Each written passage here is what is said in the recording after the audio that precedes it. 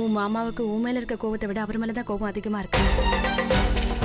கூடிய சீக்கிரமே நான் அலட்சியமான பொண்ணுங்கிறதுல இருந்து மாறி உனக்கு வைஃப் ஆக போறேன். கல்யாணம் பண்ணிக்கிட்டு எந்த குடும்பத்தோட நான் இணைஞ்சேனோ அந்த எல்லா உறவுகளும் என் கை நழுவி போயிடுச்சு.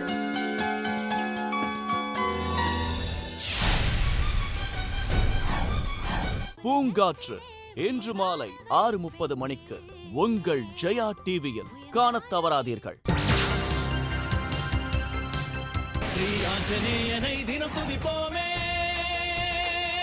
நான் உன்னை வேண்டி கேட்டுக் கொள்கிறேன், நீங்க இருந்து சென்று விடு.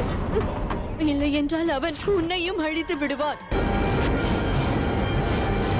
இப்போது நீ இங்கும் வந்து விட்டாயா? என்னுடைய தெய்வீக வாளால் உன்னை வதம் செய்து விடுவேன்.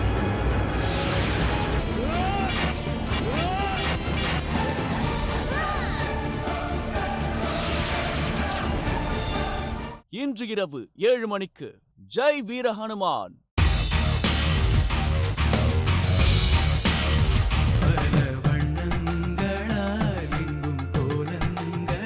பிரச்சனை நடந்தாலும் சில விஷயங்களை பேசிதான் ஆகணுமா?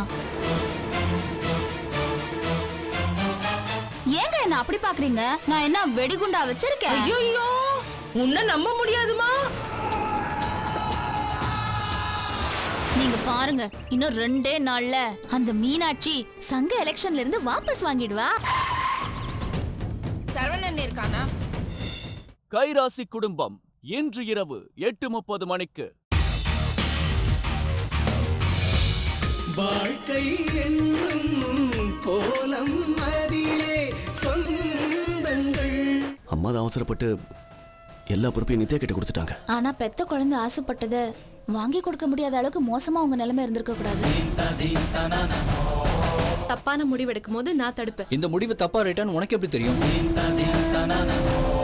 நித்யா, இன்னும் கொஞ்ச நாள்ல உன்னை இந்த வீட்டை விட்டு ஓட ஓட விரட்ட போறேன்.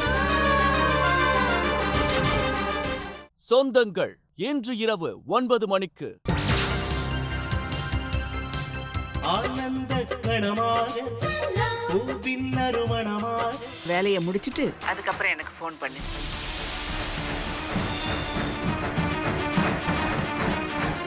Eat சூடான tiffin and drink masala tea and be happy.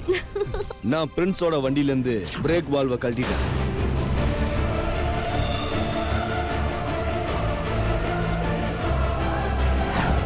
பெரிய இடத்து பெண் இன்று இரவு 9:30 மணிக்கு.